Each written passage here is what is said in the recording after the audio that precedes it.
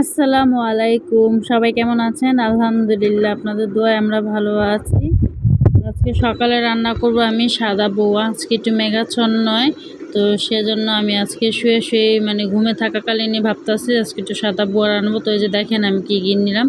তো পেঁয়াজ, রসুন, আদা আর হচ্ছে আলু কুচায় দিছি, মরিচ, লবণ, একটু আদা বাটা আর একটু তেল দিয়ে আমি এটাকে ভালোভাবে মাখায় নিব। তো মাখানোর পরে এই যে বসায় দিলাম পরিমাণ মতন পানি দিয়ে। তো এখন আমি যে ধনিয়া পাতা ছিটাই দিতেছি, একটু এইটা হচ্ছে বিলাতি ধনিয়া পাতা। এই বিলাতি ধনিয়া পাতার কিন্তু অনেক ঘ্রাণ, অনেক সুঘ্রাণ, খুব ভালো লাগে এই ঘ্রাণটা। তো আমি এখন একটু এটারে দিয়ে ভালোভাবে একটু নাড়াচাড়া করে নিতেছি। তো আমার কাছে কিন্তু বরাবরই মানে মশলাটার থেকে না এই সাদা বোয়াটা খেতে কিন্তু খুবই ভালো লাগে। আপনারা বাসায় অবশ্যই ট্রাই করবেন। আর এই যে দেখেন আমি আজকে আমার শাশুড়ি মা বাসায় নাই, তো সেজন্য আমি আজকে রান্না বান্না করতেছি, সকালের নাস্তাটা বানাইতেছি। তো এখানেই তো আমি একটু ভর্তা বানাবো। এটা হচ্ছে পটল শুটকির ভর্তা। তো আমি প্রথম মানে ছিলা ফেলাইছিলাম, তো পরে আবার চিকলাগুলো ধুয়ে ভালোভাবে নিয়ে নিছি। আর পটলটা আমি একটু কুচি কুচি করে কাটে নিছি, আর এর মধ্যে দিছি পেঁয়াজ আর রসুন দিয়ে এটাকে একদম ভালোভাবে লাল লাল করে ভেজে নিলাম। এখন এরপরে এই তো ফ্যাসা মাছের শুটকিটা মানে আমি এটাকে ভালোভাবে পরিষ্কার করে এর মধ্যে আবার দিয়ে দিলাম। তো এটার মধ্যে একদম ভাজা ভাজা করব। এই শুটকিটা ভাজা ভাজা করলে এটার কাঁচা যে গন্ধটা সেটা বের হয়ে যায়। আর এই শুটকিটা কিন্তু খেতেও ভালো লাগে। আবার মাঝে মধ্যে মানে এক এক রকমভাবে এক এক সময় বানানো হয়। হুদা এই শুটকি ভর্তা, বাগার ভর্তা আর হচ্ছে পটল দিয়ে ভর্তাটা। তো এটা কিছুদিন ধরে মানে নতুন ট্রাই করা হইতেছে। তো ভর্তাটা কিন্তু খেতে ভালোই লাগে আমার কাছে বরাবর। এখন আমি তো এটা ভাজা শেষে ভর্তাটা বেটে নেব। আর ভর্তাটা বাটা হলেই আমার অনেক খিদা পাইছে, আর তর্স হইতেছে না, তাড়াতাড়ি ভর্তাটা হইলেই খাইতে বসমু। কি বলবো, গ্রানের ঠেলায় খিদা লেগে গেছে বেশি। সকালে ১১টা বেজে গেছে, খিদে না লেগে কি পারা যায়? যে দেখেন আমার মেয়ে এই যে কটা নিয়ে বসে, সে আর খায়ও না কিছু না, নাইড়া চাড়া ফালাইতে আর সে চলে গেছে গা কতক্ষণ পরে। আর আমি এই তো এই পাশে খেতে বসছিলাম, আপনাদের ভাইয়া পাশে আছে, আমি তার সাথে কথা বলতেছিলাম আর খাইতেছিলাম। তো এই তো আমার পছন্দের ভর্তা দিয়ে আমি আগেই মাইখা নিছি আমার মরিচের ভর্তা, যেটা আমার যখন তখন ইচ্ছে করলে আমি বানায় খাইয়া ফেলাই। কোনো মানে টাইম টেবিল নেই, মানে সকাল কি দুপুর কি আর রাতে কি মন চাইলে বানায় আমি খেয়ে ফেলাই। তো এই যে এখন আমি আবার একটু মরিচের ভর্তাটা নিয়ে নেব। তো এই মরিচের ভর্তাটা বাসায় তেমন কেউ খায় না, কারণ এটা গ্যাস্ট্রিকের সমস্যা, সেজন্য আমারও হয়। কিন্তু কি করব, বলো না, লোভে পাপ। ঠিকই এরকমই, পছন্দের জিনিস তো লোভ সামলাইতে পারি না, লোভে পড়ে খায়, কিন্তু পরে গ্যাস্ট্রিকের সমস্যা ভুগতে হয়। এই হয়েছে।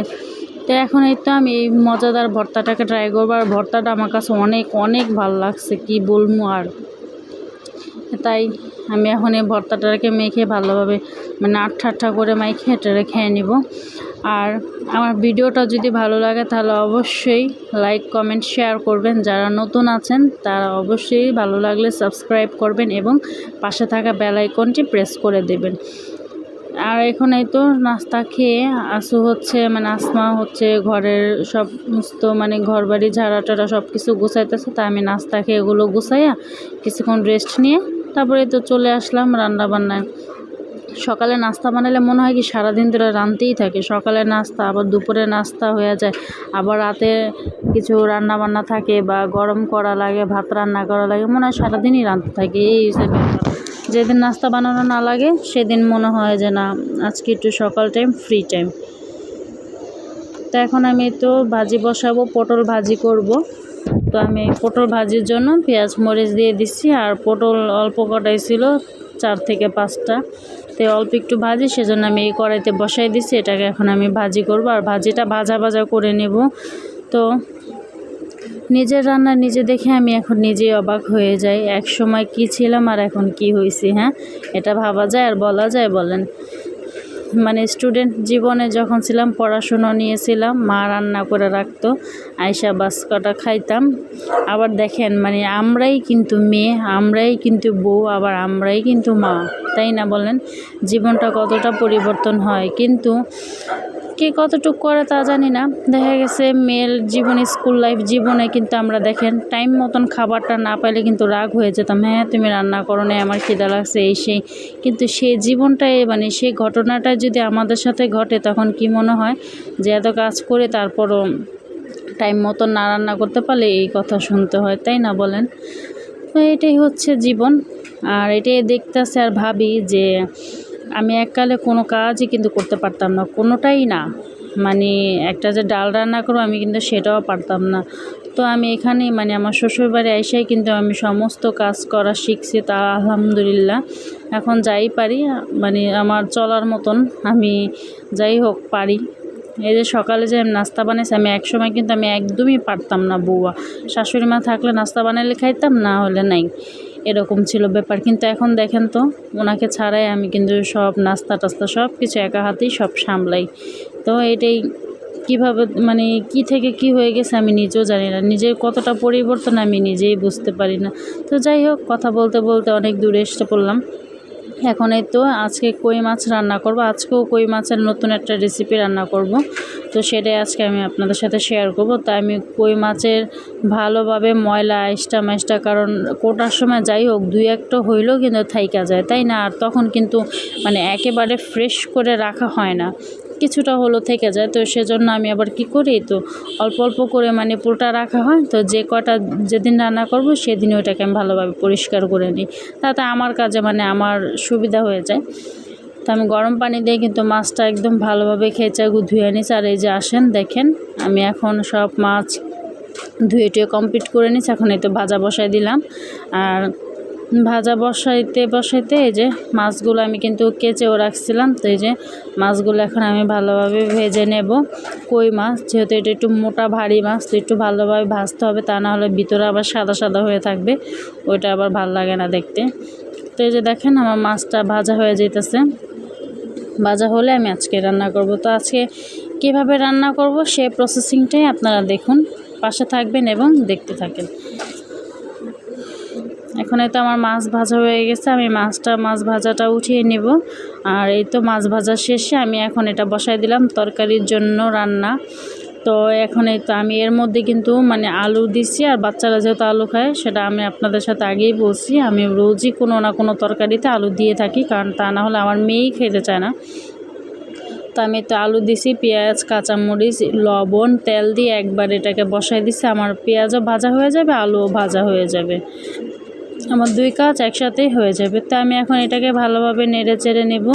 আর অন্য পাশে কিন্তু আমি ভাত বসাই দিছি, আমার ভাতও হইতেছে। আর এই তো এখন দুইটা তেজপাতা দিয়ে দিলাম।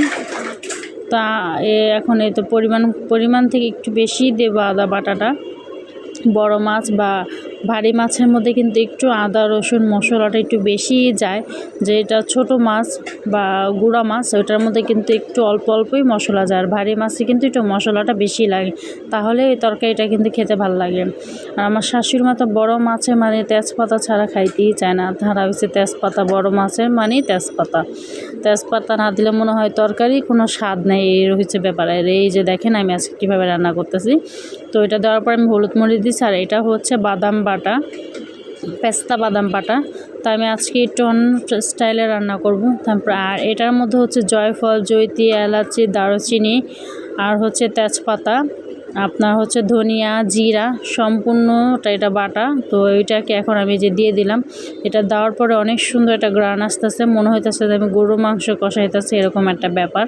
তো এখন এটাকে আমি ভালোভাবে কষায় নেব। আর এই কই মাছের এই তরকারিটা কিন্তু এভাবেও খেতে ভালো লাগে। আবার হচ্ছে পাঙ্গাস মাছ, মানে এই মাছ এই ধরনের এইগুলোও কিন্তু খেতে ভালো লাগে। আর আমি এখন এই যে ডিম ছিল মাছের মধ্যে, ডিম বেরোছে, সেই ডিমটাও দিয়ে দিছি। তো ঢাকার পরে এই যে আমার এটা আমি কিন্তু পানি দিয়ে কষাইতেছিলাম। এই পর্যায়ে আমার কষানিটা এত ভালো একটা গ্রান, আর যে কোনো তরকারিতে যত ভালো কষাবেন অতই কিন্তু তরকারি স্বাদ হয় বাড়ে। এই যে দেখেন আজকে আর আলুটা সময় লাগায় না, আজকে আমার মনে হয় আলুটা আজকে যেন জলদি জলদি সেদ্ধ হয়ে গেছে। তাই আমি এখন মশলাটা কষানোর পর মাছটা আমি কষায় নেব। আজকে আমি মাছটাও ভালোভাবে কষায় নেব। আর এরকমভাবে রান্না করলে মাছটা ভালোভাবে কষায় নিলে কিন্তু তরকারিটা আপনার ভালোই লাগে। শুধু আমি যে রান্না করতেছি তা না, মানে আপনারাও বাসায় ট্রাই করে দেখবেন যে ভালো কি না আমাকে জানাবেন। তো এই পর্যায়ে আমার ভালোভাবে কষানো হওয়ার পর আমি পানি দিয়ে দিলাম। ওদিন তো ভুল করে অনেকটা পরিমাণে পানি দিয়েছি, সেজন্য আজকে আমি অল্প অল্প করে দিতেছি যেন পানিটা বেশি না হয়। আর পানিটা বেশি পড়ে গেলে কিন্তু ওইটা মানে তরকারির স্বাদও চেঞ্জ হয়ে যায়। আর এই যে লাস্ট শেষে যেটা না দিয়ে পারি না সেটা হচ্ছে শাক। আমি এখন পরিমাণ মতন শাক দিয়ে একটু চামিচের থেকে খুরচুন থেকে ভালোভাবে ছাড়াই নিতে ভিডিওটি এ পর্যন্ত, কি সবাই ভালো থাকবেন। আল্লাহ হাফেজ।